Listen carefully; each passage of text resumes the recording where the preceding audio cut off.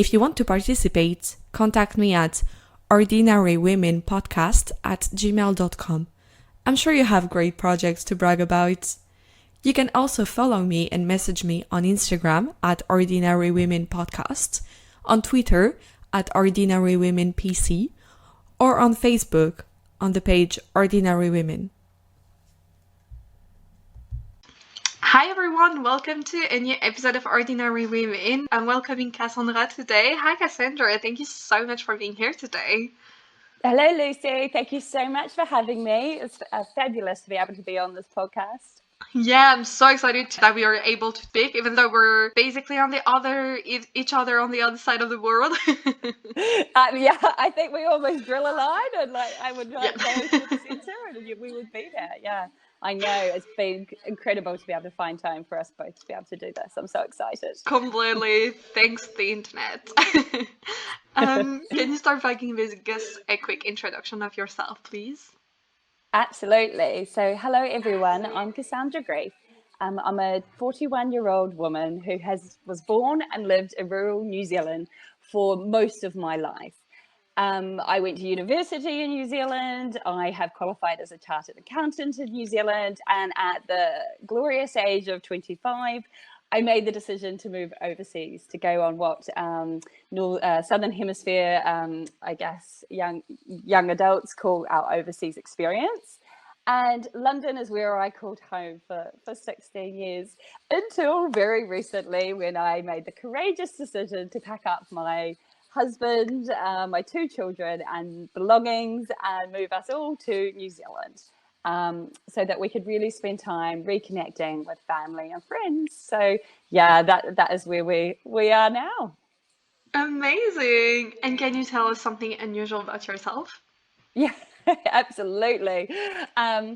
So after having never enjoyed running in my young life, I discovered it after having 2 children, that actually I quite enjoyed running. So about 3 years ago, I started on a journey and first goal was just to go 5 kilometers. I have subsequently gone on to run half marathons, 4 marathons, and actually in May this year ran my first ultra marathon. I have completely and utterly been bitten by the running bug after being the self-declared person that was, I hate running. I cannot run. I hate it. I'm still not convinced I can, but it turns out I enjoy not being able to do it. I love this. How long was the ultra marathon for? Oh, like how many kilometers? Yeah, so 52 kilometers. And honestly, so when I signed up, I noticed that this year it was the Goring Gap Ultra, if anybody's intrigued, because it was amazing. And it was advertised as 50 kilometers. So when I first signed up, it was only going to be 50 kilometers. And the closer the time, it became 52. And I guess you think, what's 2 kilometers extra when you've run like 50? It's a lot. It's a lot. It was a lot. But yeah, I mean, so 52. Anything over 50 kilometers is an ultra. But yeah, wow. so... And actually the unusual thing about that is I actually enjoyed the 40 to 50 kilometer section the most. Oh, wow. Yeah, Why? that was unexpected. That was really unexpected. I think the pressure had come off. I think, it was the 20 to 30 kilometers was really bad. This feels like now it's becoming a running podcast, but we're just switching. I could just enjoy it. I just had, and I was just able to all of a sudden run and relax and enjoy it and live in the moment. And so, yeah. So unfortunately, that probably means that I might end up doing another one at some point. Are you going to go to 60 next time? Let's see. Yeah, there is a few out there that are 6. Yeah. But I've got a new venue now. So now that I'm in New Zealand, so I've actually since I've only been here for 2 months, and I've already run my first half, just to get myself kind of back into it. So yeah, again, written. I just love signing myself up for things. Actually, I think Lucy, that's the biggest. I love it. Also, a half to get back into it is okay. Can't wait to be able to do that. So that's something that's a bit unusual about me. Yeah, that's so great. And yeah, because it is not indeed a podcast about running, and that we do talk a lot about in case people were wondering being. right now. But yeah, since we talk a lot about being a woman, I like to start by asking: was there a moment or an event in your life when you've realized that you are a woman? Yeah, I love this question. So, Lucy, it was actually been reflecting about. So, you let me know about this question in advance, and I was reflecting on what did this mean to me, and what would my answer be? And um, my husband and I were actually walking up Mount Maunganui when the answer came to me. So, this is probably also another thread, Lucy, to my multitasking. I'm usually doing one thing, but I'm generally thinking about something else, or find that things just come to me, and it came to me. And actually the answer is really when was being part of the Girl Guide movement when I was I guess 11 year old. I really, it was all about women. It was all about women building confidence and really trying to grow and achieve things that probably weren't obvious. And that was, yeah, really where I was connected. So, with I grew up in a small rural town. I'd been in a small, school. Then we got to connect with wider school communities and lots of different people and lots of different women, and help support ourselves. Reflecting, we did things like camping, and so we organized and ran. I organized and ran, with my best friend. A camp for 4 girls where we cooked our own food. We built like lawn drops. We did all these things, but it was all about women. It was all about us having the confidence to achieve these things. And unbeknown to me, it was probably my first, when I gained my Chief Commissioner's badge through the Girl Guides movement. It was probably the first, well, it was the first real achievement, and something I continue to be really, really proud of now. And really like an event in a time when I felt like a woman, and really that woman can do anything. That's so cool. That's such a nice story. Have you kept contact with any of these girls? Yeah, so Krishna, who was my seconder, so I was, as we went through, you become a leader and have seconders, and so she's my best friend. She was my bridesmaid for my wedding. I was her bridesmaid for her wedding. We lived in London together, and actually I've moved back to the area where she is now living with her family. And we were actually just at her son's 10th birthday at the weekend. So, that for me is, yeah, I guess it's a lifelong friendship that's been built. Yeah, through many, and we've Yeah. done so many, shared so many different things together. Oh, that's so cute and heartwarming and amazing. That's so I'm nice. definitely very lucky. Yes. Yeah. And growing up, did you have any female role model?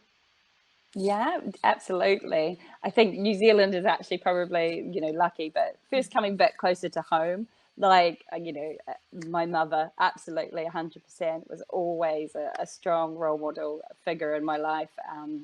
We've shared, so much together. She's been the constant pillar, and mothers have such an important, role, I guess, to play for everybody's lives. But mine in particular, so she went back to be a school teacher at the school that I was attending. So when I was 7 years old, after having time away for having her own children. And while I was there, she's involved with the community a lot. She was an elder of the church. So I've always had that as kind of a guiding light. So you have your day job, but you're generally involved with society and giving back, and what can you do for others, which I think as a young person is really good to see. It's not just about acquiring things or yourself. There's a wider picture, but also a continuous growth mindset. So my mother actually was at university when I went to university. So when she trained to be a school teacher, she didn't do the degree, they just did a training course, or teachers college it was called. So when she saw the opportunity to actually go and get her bachelor of teaching, she took it along with some other ladies. And so that was fabulous. So here I was, like, what was I, 19, 18, off to uni, and like on a Thursday night I'd see my mum after she'd been to like her classes and doing that, which was just so inspiring. And actually she went on to joined the Golden Key Society, which is actually the top 15% of students, and that was actually then something that I aspired to do. So then I did it as well. So it was like, yeah, always having, and even now, so she's in her 80th year, and she's a fabulous golf player, and she's still going out, participating in all these tournaments, winning, coming runner up, and like I just feel so inspired, hearing her fabulous stories and kind of just continuous drive and energy. She sounds amazing. So what do you think she taught you? Yeah, I mean, just so like the sense of community. She always said, also very much is about saving for a rainy day. That's but but it is actually really important. Like, don't have everything in like necessarily planning and scoping and things like that. So yeah, so many things. Give back to your community. Like, just kind of have an array of different sort of things that you enjoy. Follow your passion. So like things like golf or sport or running, and my cat, at this time of that is like, these things can change as well. So yeah, and just a real like love for life. She's always encouraging, and I guess, and that was the thing, like there's never really been any sort of limits on what I could do or want to do. Yeah, so which has been fabulous to have that support. She sounds so great. So I guess she's still your role model today. Do you have any other current female role models? Yeah, I mean, there's always females. I think that, we're seeing a lot of young female prime ministers around the globe. Like, really, they all stood out during COVID. It's everywhere. I mean, I don't really want to get into politics too much, but, that was, they're taking they're kind of standing out on a global scale. And I think it's fabulous. And they can't help but be role models for the future. But I think also seeing younger people like Greta Thunberg, a role model doesn't have to be someone that is older than you. Yeah. So a role model could be somebody that's younger than you. And I think, kind of always, being open to that. In fact, actually, a lot of my role models were actually from my recent, when I was working in the UK, was in a network that we created called the Women in Finance Network.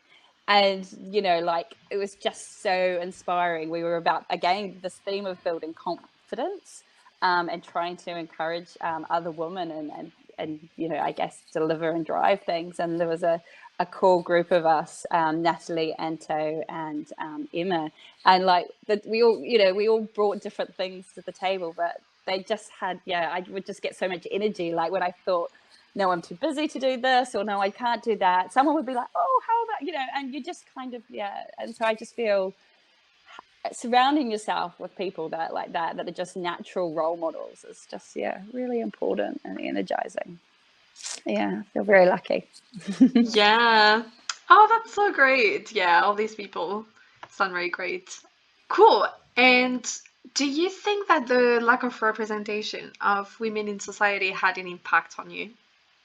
So I don't, because I don't recall, because I'd been involved with Girl Guides, ballet, netball, reflecting, a lot of the things I've done have been very female networks and groups, and I appreciate the support. So I've never really felt, even when I've been the only female in a particular room, that's just a moment in time. I've never felt really isolated or not being able to see how I could achieve something. I was lucky enough at my last company, the CEO was a female, the next CFO is going to be a female.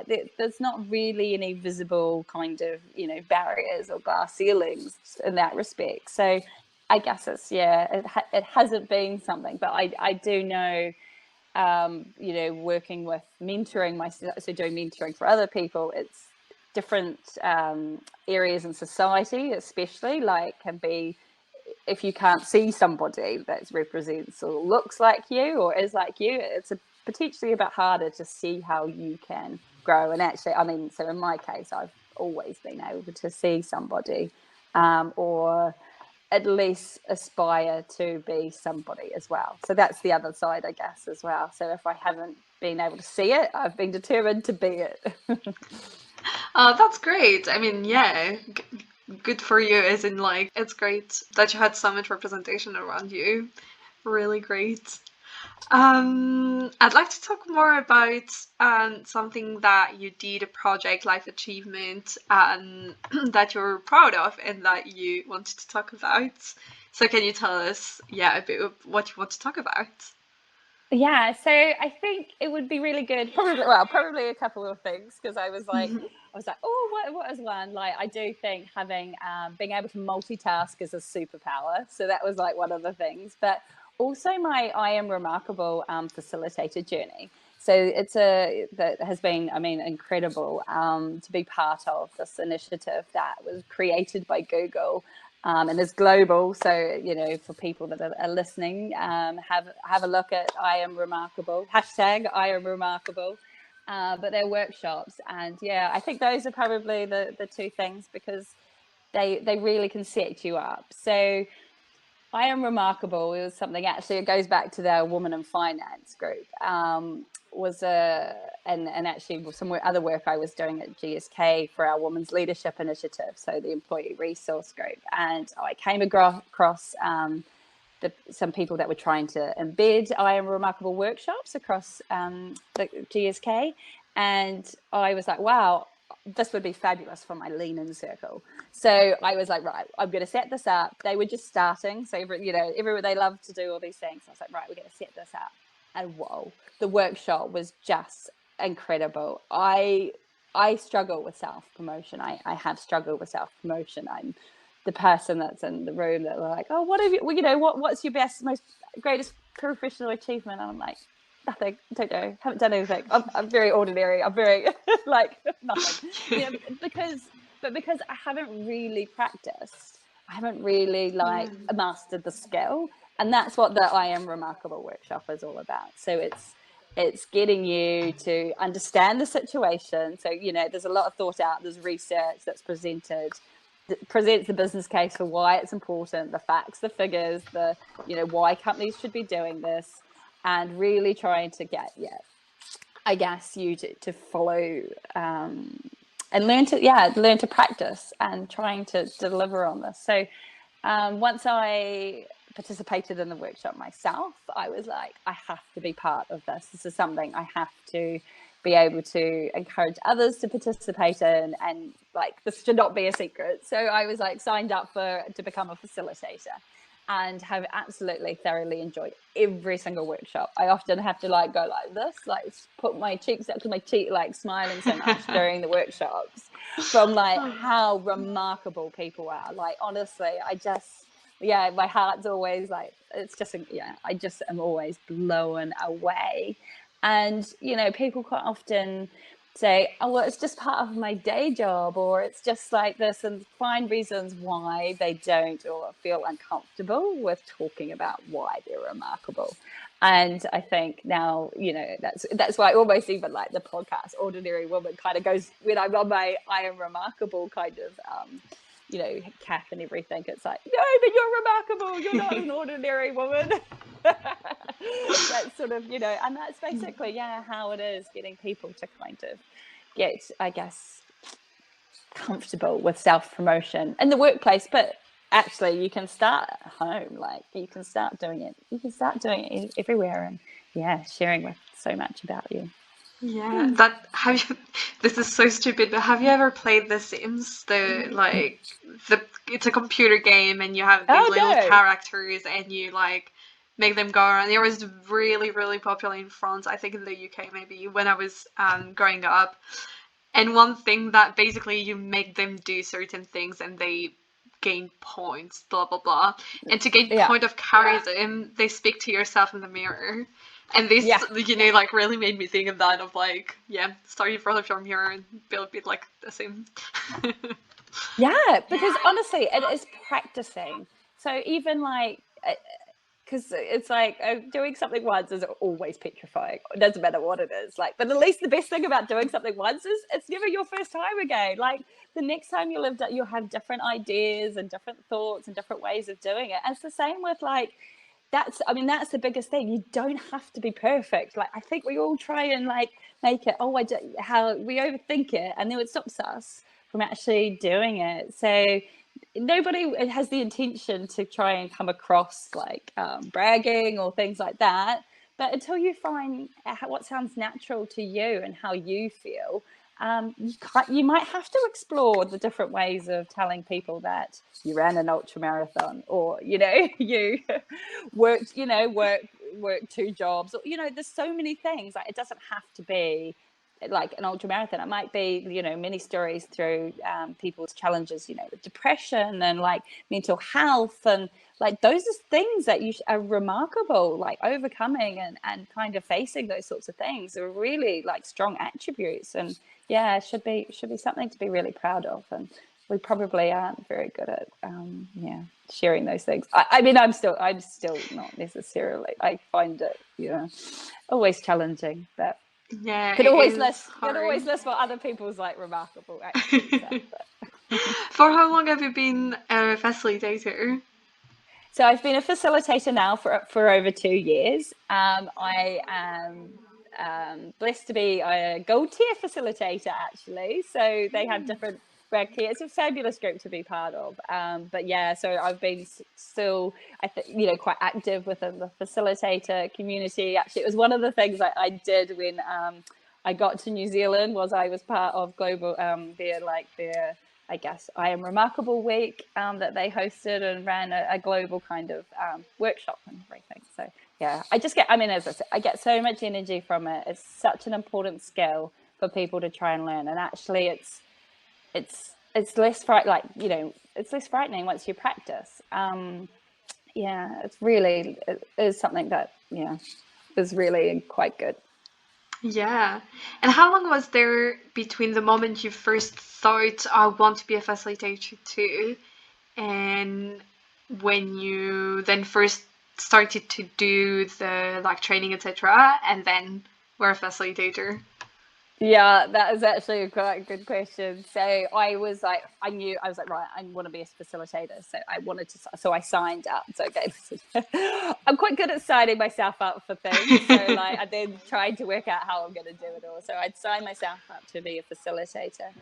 And then, and I got the training quite quickly. It actually then took me a few months before I then ran my first workshop. Like, it was kind of one thing being trained to do these things. It was the next one to be actually there putting yourself out, and kind of being able to share this kind of things. But actually they get you, so they're very good. So they set time limits, so they make you so you have to do your first one in 3 months. So the kind of the time limit was coming to an end. I was like, no, I'm going to do this. I'm going to be brave. I'm going to be courageous. I'm going to be like, what's the worst that can happen? So, and I connected with another woman in finance who was also going to do it. We were going to do it together. Something came up though. She couldn't do it. But yeah, loved it. And then you're like, wow, why did it take me 3 months to do this? And I just sort of haven't looked back since. Yeah. Oh, that's so cool. So how did that first time go?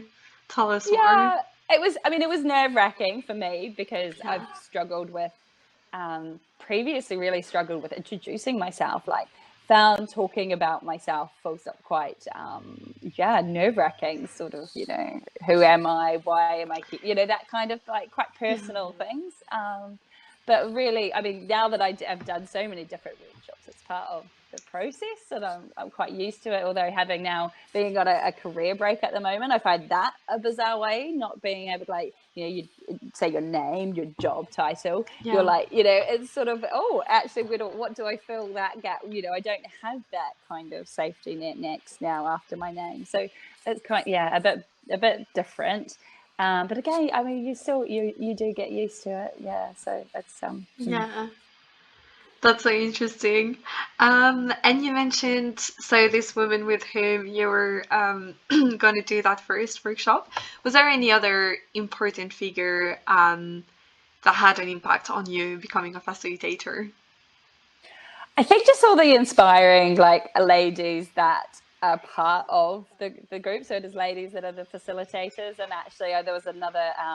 So she wasn't in finance, but Louise, she kind of encouraged me. She actually one of my second, quite closely facilitators workshops was external to the company we were with. So we went out. She'd organised with a group of people, and that was fabulous. So I got to learn from her as well. So she'd done it a few more times than me, but hear also about her experiences, why she's remarkable. And actually, so, and in doing so, have made quite a good friend, which is, fabulous. You've always then got somebody, like we quite often would be like, oh, are you available to do another workshop or, that kind of thing as well, which I think, yeah, I mean, all the women that are involved with the initiative are remarkable. Honestly, it's just, fabulous to learn from them and experience their excitement and joy for this topic. Definitely. I mean, every facilitator that I've met, thanks to that group, is everyone is just incredible women, which is so nice. Yeah, well, it's the stories, and I think it's well Yeah. planned out, set out. So, should it be, if you're wanting to be a facilitator in it, and I know there's a massive long wait list now, like Oh, to yeah. try and be a facilitator, but it's the content's there. So when you do your presentation, it's like the data, the facts. You don't have to. You are the facilitating that, but then it's the stories that you can tell from your own experiences that I think is where you build your skills. Like you've got the comfort of the narrative that is, you can learn that. But yeah, bringing to life your stories and experiences, I think, is a really valuable piece, and then obviously contributes to how you self-promote then in the workplace and outside as well. Yeah, definitely. And was there any challenges in becoming a facilitator or like in I participating think, in it? I think I just as I mean, it's a confidence, Yeah. like you're putting like, what if nobody turns up for the workshop, like all these sorts of things, like my story, like my my examples in it. That we've always got this inner self-doubt, but I just find being able to do it with somebody else. You're there and letting the conversation flow. Like it's kind of almost similar to us, talk. You kind of just flow with the conversation. Different groups, so because I've done it globally, so you have different cultural conversations. There's things. No workshop is ever the same. It will never get boring. It will never get. It is always different viewpoints, different experiences, absolutely incredible. So I think once I kind of go over that, and also I think challenges, it's it's finding the types of right, like after this I'm going to definitely get around to do it. I want to do an open I am remarkable workshop on like LinkedIn, and kind of just so previously they've been sort of like organized through I am remarkable, or they've been organized through the company I work for or stuff like that. So I really want to do one that's kind of just to my like LinkedIn network.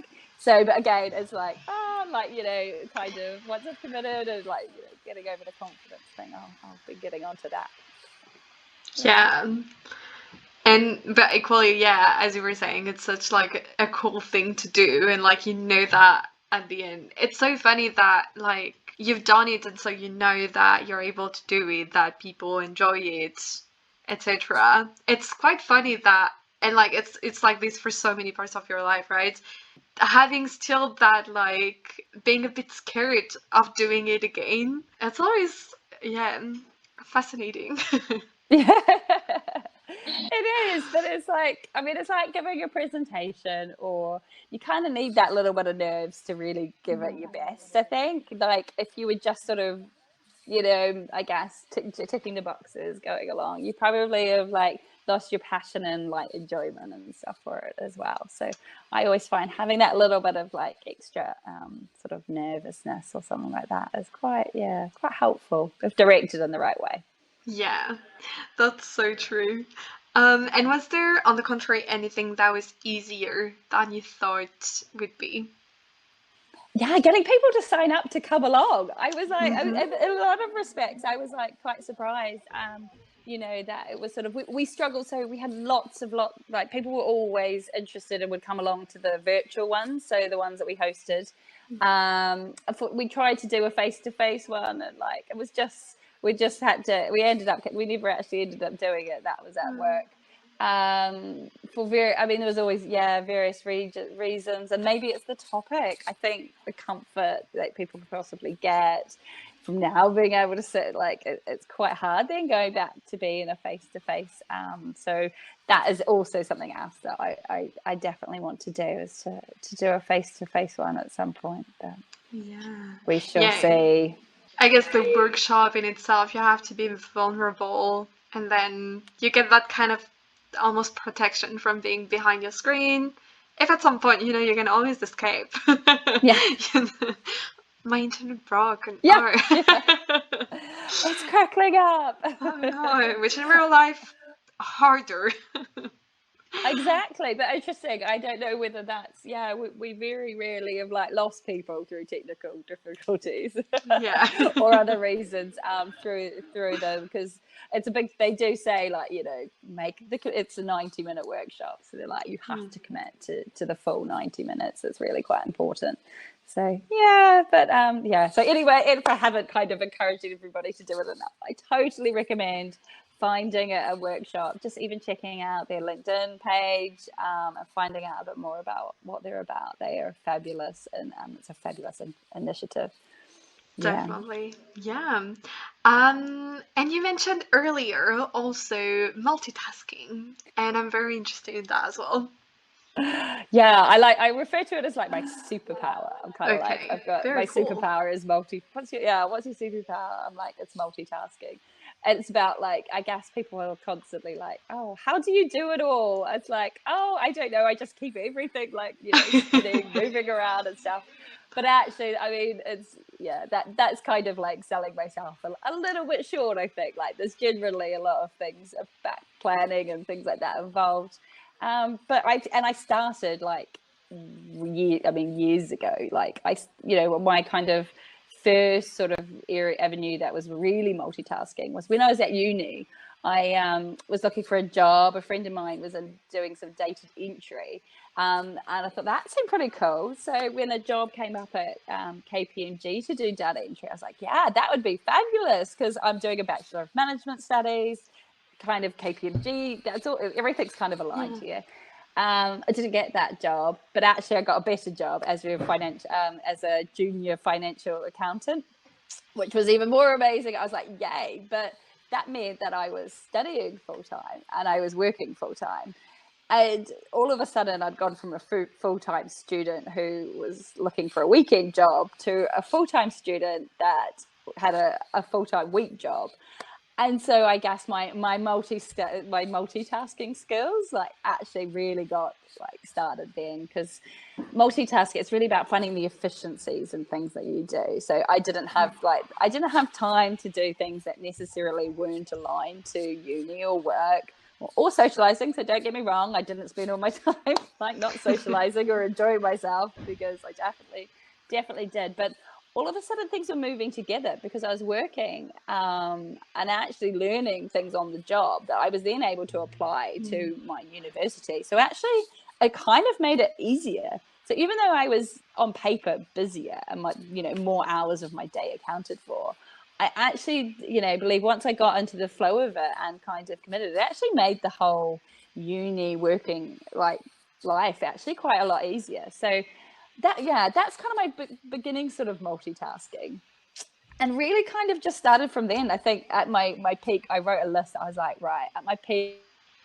so like before I moved country, because that's also another great way to sort of just take a break, kind of like unwind everything and just stop doing things. But I think at my peak, I was like, well, family coordinator. So I have 2 young children and a husband, and so that's weekend activities, childcare, holidays, purchases of all clothes, goods and services, as a wife and a mother. So that, I guess trying to have like date nights or different activities and things. I had a day job, so I was the chief of staff to the CFO at GSK, a FTSE 100 company.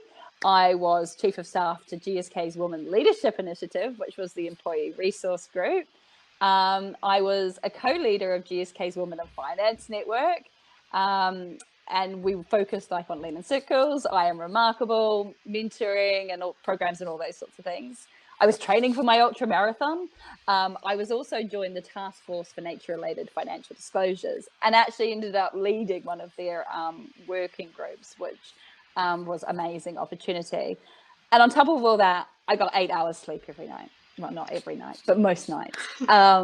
So I was like, so things were spinning, things were moving quite a lot. And like would be like, no, you're not signing yourself up for anything else. I'm like, all right, but that fits in. Like that is a line. No, that is so, but that is where I want to go.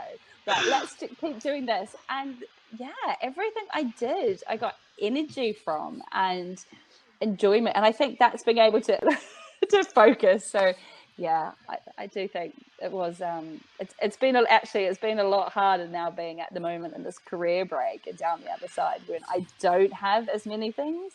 I'm finding myself, it's quite a imbalance. So yeah, I was gonna ask, are you using this time to chill a bit and to maybe like find new things, or like what's the what's renewed? So I mean, like, first of all, recovery from like, it is no mean feat to pack up a family of four and move to the other side of the world. Like it was super intense, lots of stuff to clear out and things like that. And so it's just been to really, and then also to reconnect with family like and friends when we got here, but settling everybody in, like it's difficult, it's challenging. Like I need everybody to be at their kind of best. So I need, for me to be able to start move, because if we're not, then the whole multitasking things, the wheels and stuff don't necessarily work. And then, so while that is purely my focus, and I think a really important thing to do, so to making sure everybody's settled and happy and doing so kids activity, there's the things that get picked up and things like that. So and networking. So I've got a whole new network to kind of establish and develop here. And that's from everything from babysitters to cleaners to mentors to coaches to besides professional that I had already set up and supporting me. So that's why the things, how I was doing it all, there was a army and a support network, like a lot of outsourcing, to be fair, of different things, but that enabled me to do it. So I need to spend time to lay those foundations and try and get us back there. And it sounds that in only a short period of time you'll be again doing so many things.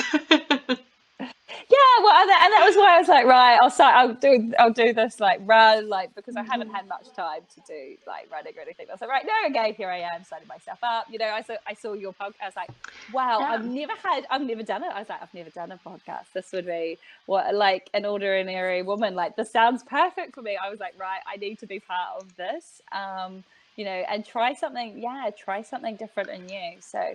I'll keep you updated on what else I come up with please during this time. Or if you've got any tips, any ideas, send them my way. I just read all the time, and then Wikipedia. Wikipedia is the best way to just get busy, because you click on a blue link and then another one and then another one, and then in 5 minutes you have 40 tabs open. And why are you proud of yourself in regards to I Am Remarkable and to multitasking, but also if you want to say anything else? Yeah, I think it's because I just never give up. I believe in myself. That's also very underlying. I'm so proud of myself and how I believe in myself. I think, we hear a lot about imposter syndrome, and I have doubts, but that's different to not necessarily you know, if there's a job or anything, I know I can do it. Like, I wouldn't apply for it or do, like, I know I can do it, even if it doesn't seem like I can do it on paper. I just have, this, even like the ultra marathon or the marathon and things like that. I'd never done any, like, there was nothing suggesting that I could do that, like, ever. Like, even my brain, like, there was nothing. But all of a sudden, like, I was like, I tell it, no, you can do that. No, you actually can do that. And I think that's something that sees you through the hard times as well, because nothing ever works out perfectly or the way that you intended it to ever.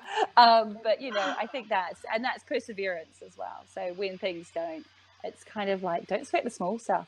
I think, it's really just about moving on and kind of making progression and stop being so busy, be productive. That's the other thing is, I'm proud of myself.